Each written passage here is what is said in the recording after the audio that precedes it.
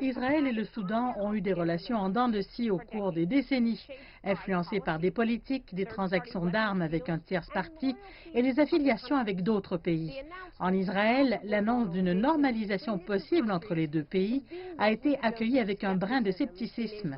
Les Israéliens comprennent qu'il s'agit en partie du contexte préélectoral américain et d'une pression amenée par l'administration Trump liée à des garanties de plus de 80 millions de dollars en aide et la promesse de retirer le Soudan de la liste des pays soutenant le terrorisme. J'ai passé toute l'année dernière en contact permanent avec vous, le peuple soudanais, vous disant que nous sommes arrivés près de cet instant, le temps de retirer le nom du Soudan de cette liste. Et aujourd'hui, cela a été réalisé.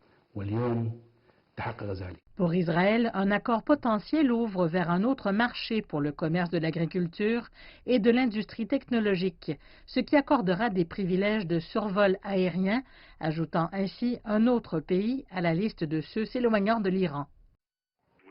Nous élargissons le cercle de la paix si rapidement avec votre leadership, Monsieur le Président, et votre équipe.